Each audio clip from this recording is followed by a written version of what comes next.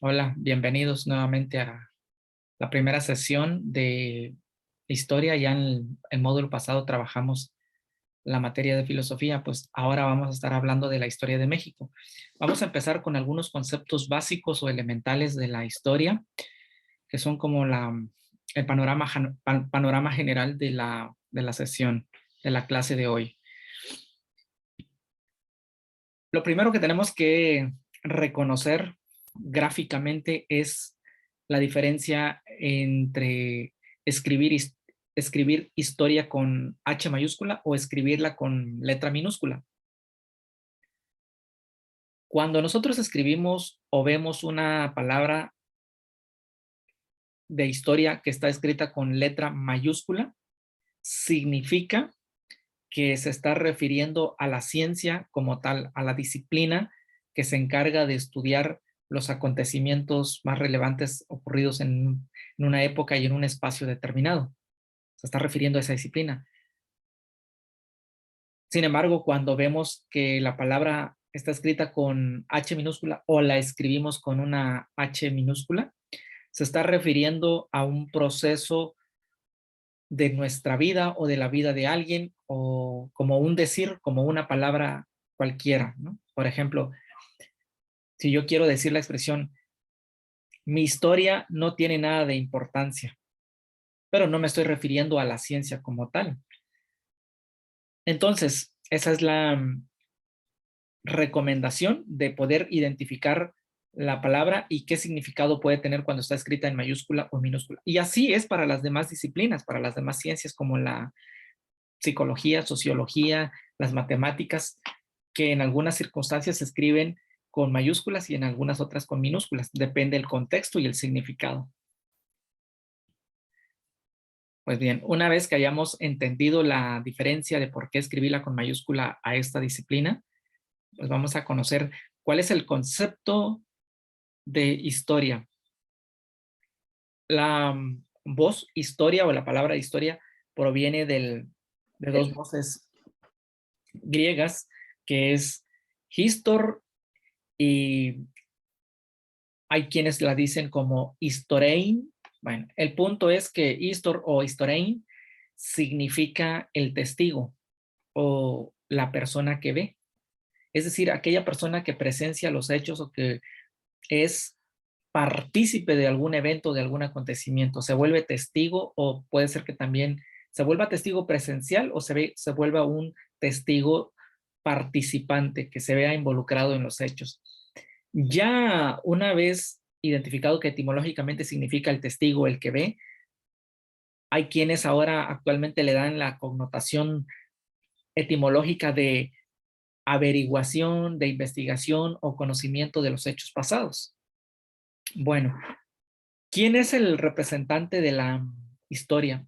El primer exponente o representante de la historia, quien los griegos o europeos consideran como el padre de la historia, es a Herodoto.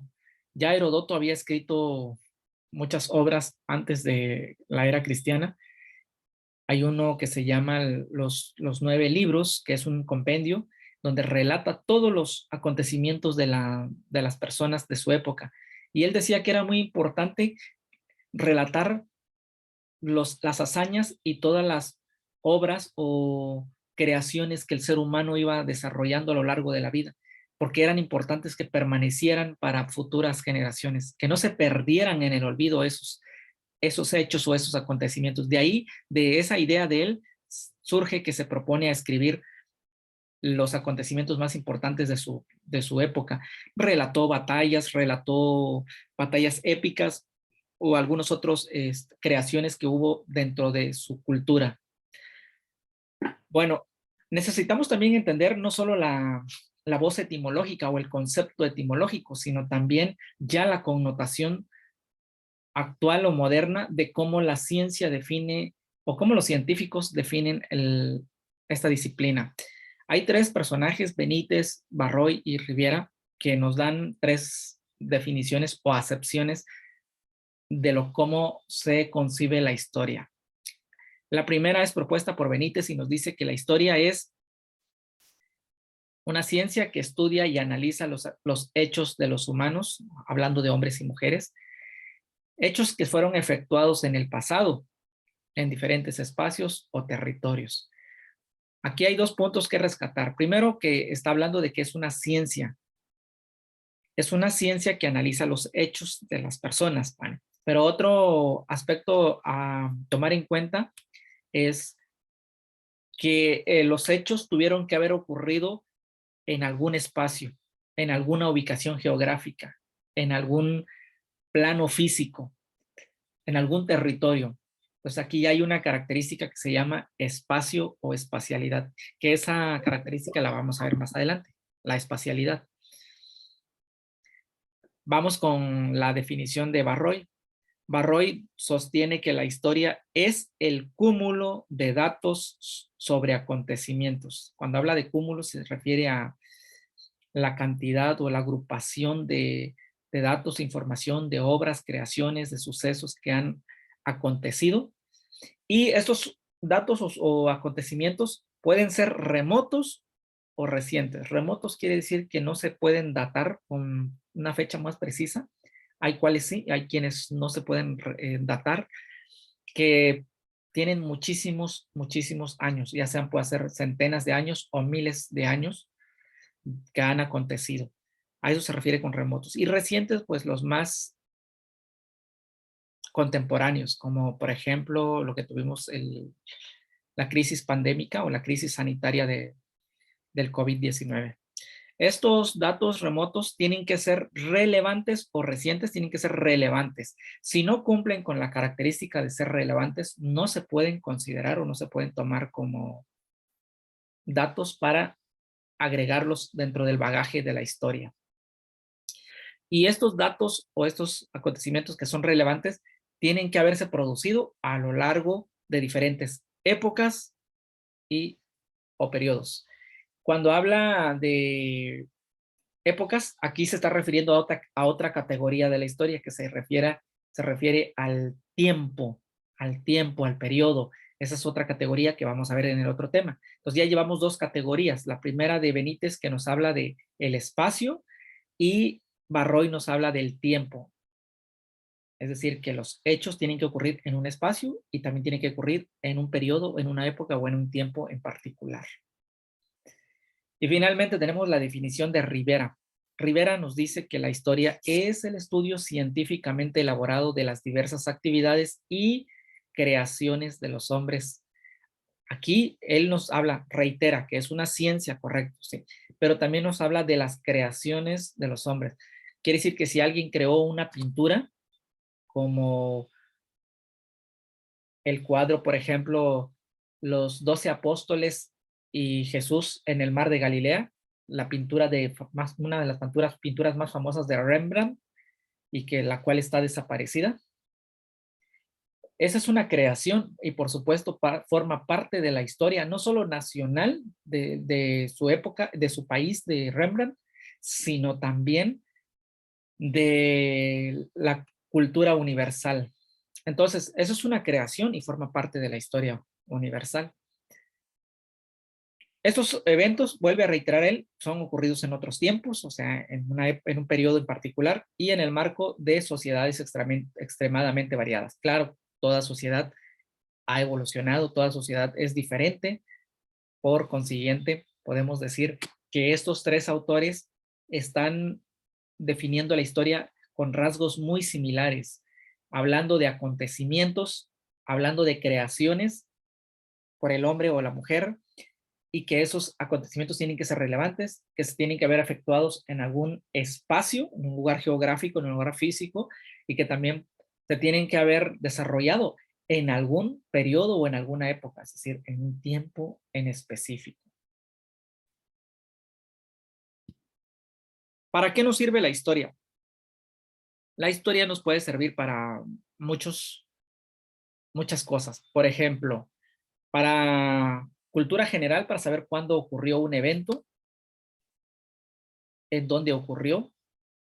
En otras circunstancias nos puede servir para comprender el pasado, mejorar nuestro presente y prevenir nuestro futuro. Esto incumbe más, por ejemplo, a los dirigentes de un país, a los políticos, a los empresarios. A ellos les compete mucho o les conviene mucho saber de estas circunstancias, porque de lo que ha acontecido en el pasado, puede ser que la gente haya tomado malas decisiones en la política, en el gobierno, en la educación, en las finanzas, en la salud, en los procedimientos de salud, en los procedimientos de investigación, cosas que se hicieron erróneamente, incluso hasta en la guerra, las estrategias de guerra que no funcionaron, que han sido catástrofes.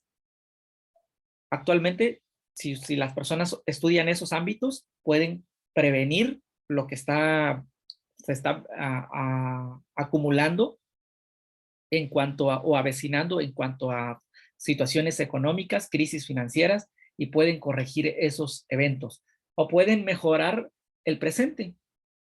Entonces tiene esa utilidad para las personas y también sirve para justificar ideas o ideologías, como por ejemplo decimos que yo creo en el socialismo, defiendo el socialismo, por ejemplo, y me preguntan, ¿por qué defiendes el socialismo? ¿Por qué crees que el socialismo es la mejor forma de gobierno, forma de administrar un país, o sería la mejor forma de vivir en una comunidad bajo el régimen socialista? Entonces yo puedo argumentar que en otros modelos, en otros países, se han desarrollado estrategias políticas gubernamentales bajo ese sistema o bajo ese régimen y han funcionado. Las personas tienen una mejor calidad de vida, el nivel educativo es más alto, el Producto Interno Bruto crece anualmente tanto porcentaje, por lo tanto tienen un mayor ingreso económico, por lo tanto hay mayor empleo, cada día hay más empleos para las personas, los empleos son más remunerados, etcétera, etcétera.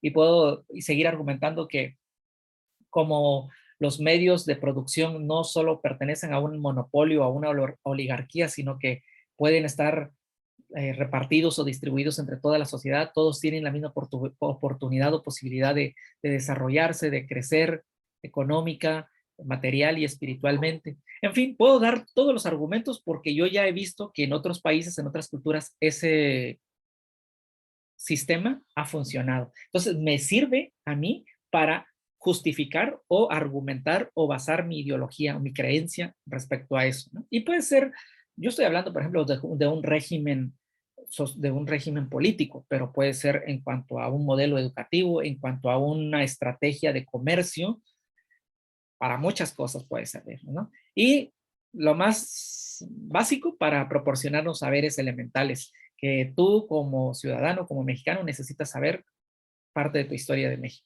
Si bien no toda, pero sí tener los datos más elementales de tu historia de México, que te describa, que tú entiendas de dónde, cuáles son tus raíces, cuál es tu esencia como mexicana, como mexicano, que entiendas por qué, por ejemplo, tienes un color de piel caucásica, por qué perteneces a esa raza caucásica, a la etnia caucásica, por qué no eres de la etnia negroide o amarilla o mongoloide, no lo sé.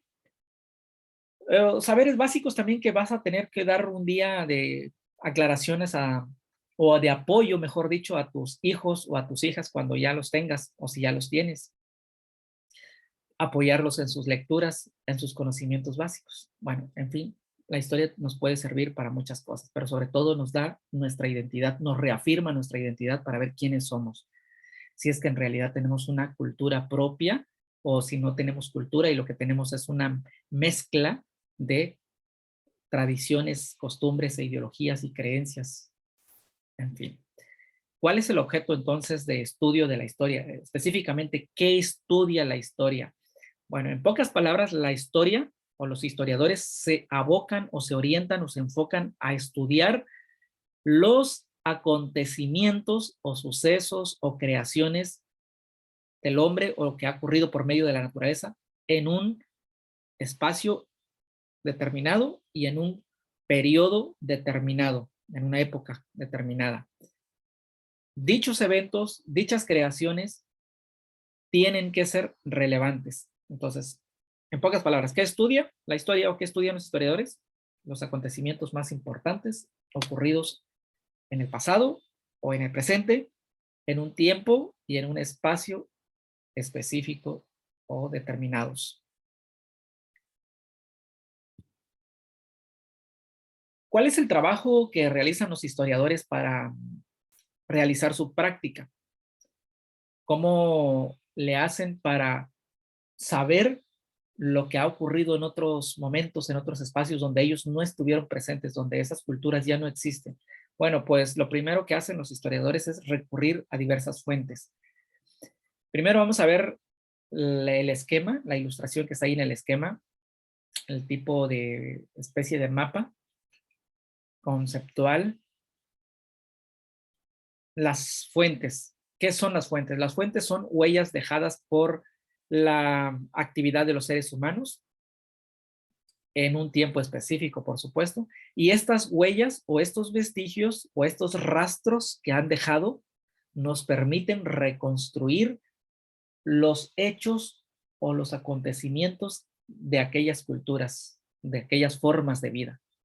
¿Cómo lo hacen? Bueno, lo hacen a través de la reproducción en los laboratorios, datan los vestigios, los someten a pruebas de carbono y con de otras diversas fuentes van intentando hilar o hilvanar la historia de cómo vivían, para qué lo utilizaban, o sea, el fin con que utilizaban tal producto, tal herramienta, y en qué año o en qué época lo crearon. En fin, todos esos detalles lo reconstruyen a través de las fuentes. Pero vamos a ver que los historiadores clasifican a las fuentes en dos categorías. La primera es fuentes primarias, que se refiere a todas aquellas evidencias, rastros, huellas o vestigios que proporcionan información de primera mano, de forma directa. ¿Cuáles son esos vestigios? Por ejemplo, tenemos los diarios de campo o también las biografías, las autobiografías, perdón, los diarios de campo, las autobiografías, las cartas, las pinturas, o sea, las creaciones, dibujos, obras, esculturas, las pirámides, fotografías, hoy en día ya más actual, los videos, todo tipo de construcción o creación que el ser humano lo haya dejado constatado en algo. Por ejemplo, los papiros, los documentos antiguos que se escribían en corteza de árbol, amatl, o los pergaminos que se escribían también en piel de animal. Esos elementos o los testimonios orales, como dicen ahí las cartas o los testimonios orales, los relatos orales, son los documentos de primera fuente, de primera mano, porque es la versión original. No son narradas o contadas por un intermediario, por otra persona, sino que son por las personas que presenciaron o vivieron los hechos. Las autobiografías, porque la persona misma escribe su propia vida, es una fuente directa, una fuente primaria. Por lo contrario, tenemos las fuentes secundarias. Las fuentes secundarias ya no son elaboradas por la persona testigo, sino por un intermediario, por una persona ajena al proceso. Terceras personas le llaman, ¿no? Que no participaron directamente en los hechos. ¿Cuáles pueden ser las obras, los libros de texto que nosotros usamos en las escuelas? Porque están conformados por diversos párrafos o fundamentados con diversas bibliografías. Entonces, no se consideran de primera mano. Los fotomontajes o grabaciones, discos compactos, enciclopedias, todos esos pertenecen a segunda mano. Incluso las biografías son de segunda mano, porque la biografía la cuenta otra persona, la vida de otra que ya falleció o que está a punto de fallecer. Pero bien, así están clasificadas de primera mano y segunda mano. ¿Y cómo clasificamos ya de manera general las fuentes? Ya no como primarias o secundarias, sino a qué orden pertenecen. Bueno, hay fuentes documentales, fuentes orales, fuentes escritas y audiovisuales. Las fuentes monumentales, perdón, Estas se refieren a las construcciones, ¿no? Que dejó el ser humano, como por ejemplo creaciones de muebles o inmuebles, templos, esculturas, fortalezas, castillos, etcétera, etcétera. Las fuentes orales son todos aquellos testimonios que se transmiten de voz a voz, de viva voz a otra persona. Estos fueron los más comunes en tiempos primitivos porque no había, no sé, cuando no se había inventado la escritura y quedaban en relatos orales y de ahí se crearon los mitos, las leyendas que forman parte de las tradiciones orales.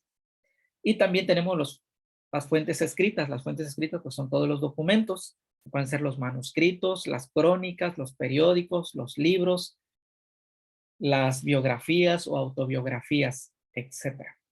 Y las fuentes audiovisuales pues son los que nosotros podemos escuchar y ver, ya sean en fotografías, en discos o grabaciones. Esas son todas las fuentes a las cuales los historiadores recurren para verificar los hechos, corroborarlos y reconstruir algún vestigio. Los vestigios pueden ser los que ya mencioné, pero incluso también para los arqueólogos les sirven mucho la osamenta, o sea, los huesos de las personas, los restos, los esqueletos de seres humanos o de algunos animales, para poder decir de qué época o a qué cultura pertenecía. Esos pueden ser también los vestigios, incluso también las creaciones de orfebrería, todo lo que tiene que ver con la cerámica o con antes de la cerámica, lo que era el barro, los molcajetes que eran de piedra, incluso mucho antes en la época cenolítica o paleolítica, la época de piedra. Bueno, pero para eso utilizan las fuentes para hacer una recabación de datos, los analizan, los organizan, los analizan y los procesan para después sacar unas conclusiones. Hay dos procesos, en todo esto que les comenté, hay dos procesos que hacen los historiadores. El primer proceso es la recopilación de datos, la excavación o recolección de vestigios y de esas huellas, ya sean documentos escritos, ya sean documentos orales, ya sean documentos audiovisuales, o ya sean fuentes o documentos monumentales o fuentes monumentales. Todo eso que ellos recopilan, a esa recogida de datos se le llama técnicamente heurística. Ese es el concepto. La heurística es la recopilación de la información. Si tu maestra de literatura, por ejemplo, te pide que vayas a una biblioteca física o a una biblioteca digital y que investigues ciertos conceptos, por ejemplo, dónde se creó el teatro, quiénes fueron los primeros precursores de escribir el drama, la comedia, melodrama, con qué finalidad surgió el teatro, si surgió en Grecia o en algunos otros países, qué tipos de teatros hay actualmente, cómo se llaman, cómo se clasifican, en fin, te pide toda esa actividad. Entonces, cuando tú vas a biblioteca digital o a la biblioteca física o a ambas, e incluso no alcanzas a completar toda la información, vas con alguna persona que haya estudiado artes y artes escénicas o algún otro tipo de artes plásticas, quizá te pudiera ayudar, pero más los de artes escénicas. Lo encuestas y lo entrevistas. Esos datos que tú estás recopilando se llama heurística. Es la primera fase de todo investigador, la heurística. Ahora bien, ya tienes esa información, lo que tienes que hacer es analizarla, o sea, ordenarla primero, analizarla y luego ya escribir o de alguna manera hacer tu reporte de lectura, tu reporte, tu ensayo, lo que te haya pedido la maestra para que se lo entregues.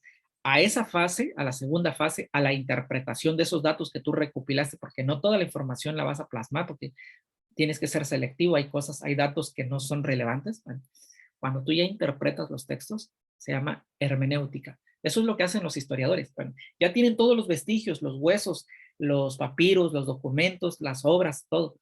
Ahora lo que tienen que hacer es ordenarlas, clasificarlas y luego analizarlas, a qué época, a qué cultura, compararlo con otros vestigios, con otras exposiciones, con otras investigaciones de otros arqueólogos, paleontólogos, con otros historiadores, ver si se asemejan a lo que los datos ya tenían o son diferentes, cómo los van a agrupar, en qué época, qué tiempo, a eso que ellos están haciendo y después que hacen su informe y lo publican en una revista, ponen las fotografías, las evidencias y van explicando a qué se refiere, a qué cultura, qué época, etcétera, etcétera. A eso se llama hermenéutica. La hermenéutica es en pocas palabras, la hermenéutica es la interpretación de los textos. Así, hay hermenéutica filosófica, hay hermenéutica jurídica, es decir, los abogados deben saber hermenéutica para interpretar los textos, los artículos, las leyes, tienen que saber hermenéutica. De hecho, les enseñan la hermenéutica.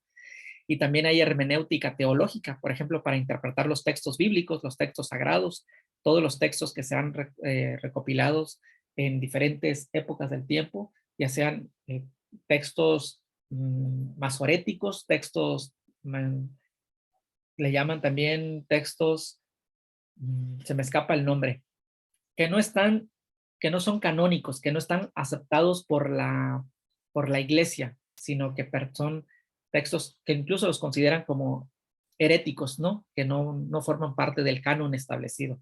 Apócrifos, gracias. Gracias, Sofía. Eso, los textos apócrifos también se pueden interpretar bajo la hermenéutica teológica. En pocas palabras, podemos decir que la hermenéutica está presente en casi todas las disciplinas. Y uno como estudiante también debe uno aprender a hacer la hermenéutica, porque no todo lo que recopilas, no todo lo que encuentras en las diferentes bibliotecas digitales o físicas es información valiosa o es información confiable. Tienes que hacer una hermenéutica, tienes que interpretarlos.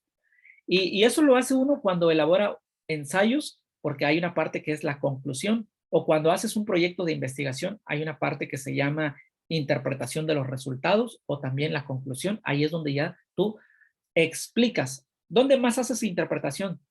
Cuando pones tablas, cuando pones cuadros, cuando pones gráficas o gráficos histogramas o pones algún tipo de gráfico y porcentajes o estableces media, mediana y moda y la gente común no sabe qué significa esos valores o qué representan. Entonces, abajo de la tabla, abajo del cuadro o del gráfico, tú explicas, bueno, lo que la tabla 1 quiere decir representa que el porcentaje tal, tal, tal y tal y tal. Bueno, tienes que interpretar esos números para que la gente común pueda entender esos valores. Esa es la parte de la hermenéutica, cómo nosotros la vamos entendiendo, la vamos trabajando.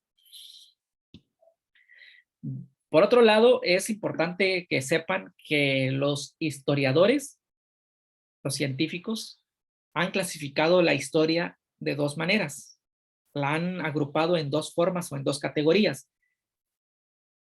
Una categoría que se refiere a prehistoria y otra que se refiere a la historia. Bueno, vamos a hablar de la prehistoria rápidamente.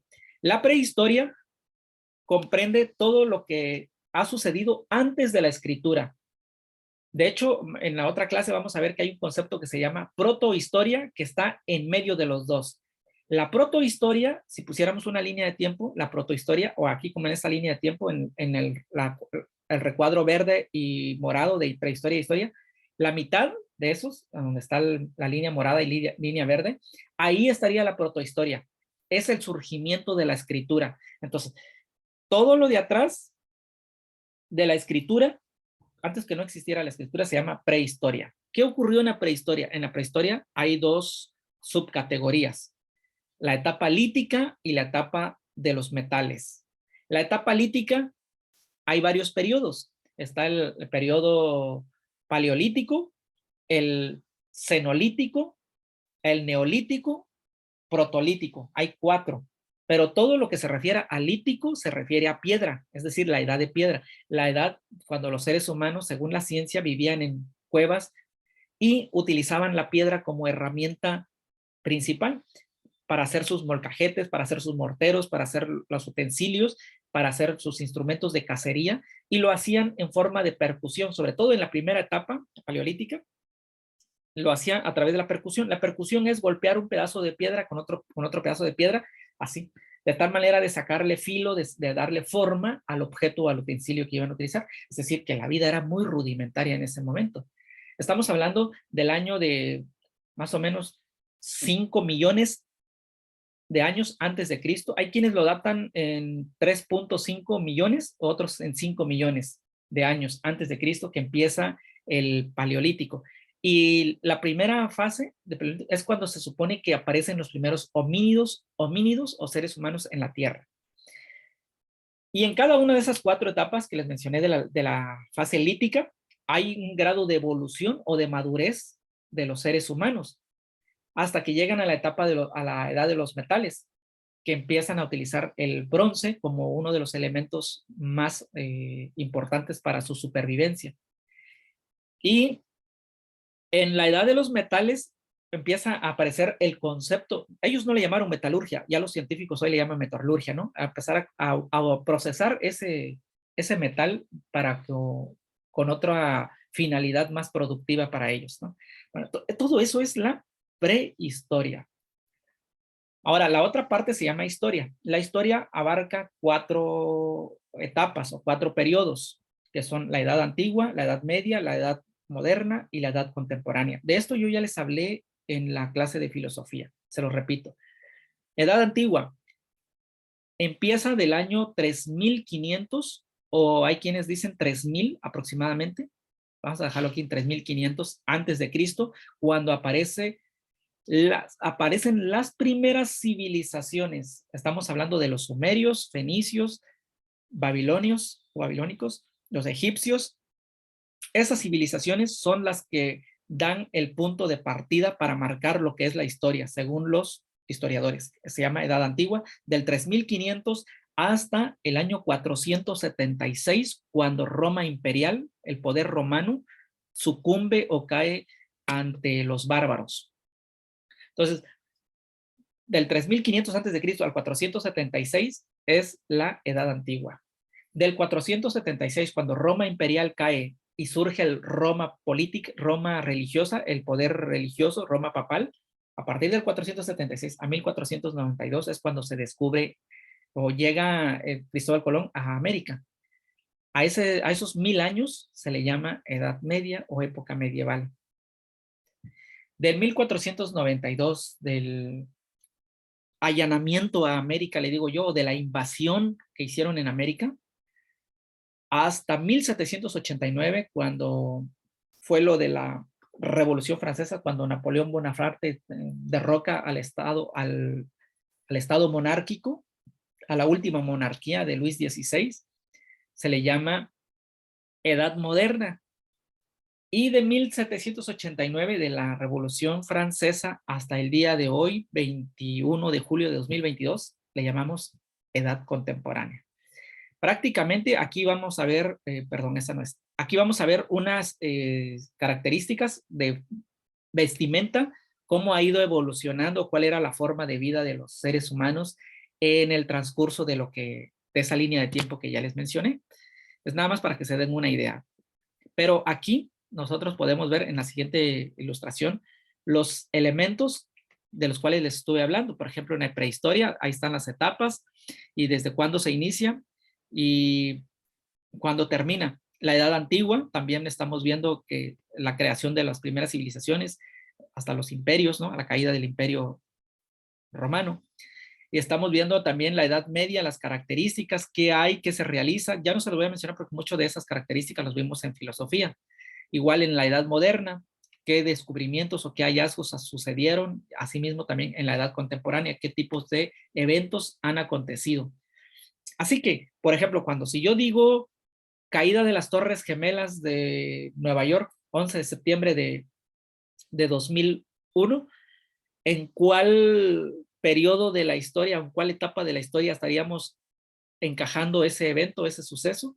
Pues los historiadores fácilmente nos dicen en tal parte. Pero así como ustedes ahorita que ya vieron esta información, pues ya han de tener noción. Bueno, y rápidamente vamos a ver de la historia de la historiografía. ¿Qué es la historiografía? Bueno, la historiografía se le llama a todo aquello que está escrito, es historiografía. Porque toda la historia que está escrita en una enciclopedia o en un libro se llama historiografía, porque la palabra grafía significa escritura, e historia pues es escritura de la historia. Todo lo que está escrito se llama historiografía. Incluso también se le llama historiografía a las escuelas de pensamiento, es decir, la línea de pensamiento, de investigación que siguen ciertos historiadores. Algunos están por la materialista, otros están por la positivista, otros escriben desde el punto de vista de los anales, otros escriben desde el punto de vista desde otra dimensión o perspectiva o corriente de pensamiento. ¿Sí? Bueno, y pues las características de la historiografía es que son un discurso o una narración, una disciplina intelectual por expertos, es producida por sujetos particulares, o sea que quiere decir que cuando ellos escriben influyen sus emociones, su cultura, sus pensamientos, sus creencias, por lo tanto, la historia tiene una carga ideológica asociada, es decir, que no siempre puede ser verdadera. ¿Por qué? Porque el historiador puede tergiversar los datos por su conveniencia, su interés, o por si está escribiendo para un grupo de poder, lo puede tergiversar, o también va a escribirlo desde su punto de vista cultural o la escuela en la cual fue formada. Si estudió en la UNAM, si estudió en Oxford, si estudió en Harvard, va a tener una ideología y sobre esa ideología vas a ver que hay una historia. Por eso hay muchos libros de historia que te cuentan una cosa y luego te dicen otra cosa. Eso es lo que nosotros conocemos como polisemia de la historia. La polisemia de la historia es que significa que poli, muchos, semia, viene de semántica, de muchos significados. Así que la historia de México y la historia universal tiene mucha polisemia. Diversos autores han escrito sobre ellas y cada uno de ellos le da su connotación, su interpretación. Así, por ejemplo, Gary Jennings, un escritor francés, ha escrito sobre la conquista aquí en nuestro país. Hay un libro que se llama Azteca y él habla de ese evento desde una perspectiva. Pero si tú lees a José Vasconcelos, te habla desde otra perspectiva. Y si tú lees, por ejemplo, los relatos de los nativos, lo van a ver y conceptualizar desde otra dimensión, y así sucesivamente. Bueno, nos quedamos hasta aquí en esta sesión. En cuanto al tema, les voy a pedir un favor que se conecten los 9 que están aquí, que se vuelvan a conectar otra vez en unos minutos para hacer un espacio de retroalimentación de algunos conceptos. Me interesa darles unos conceptos más de retroalimentación y aclarar dudas o comentarios, ¿sale? Así que les pido de favor que se vuelvan a reconectar con el mismo link o con la misma liga o enlace, ¿sale? Ahorita los veo.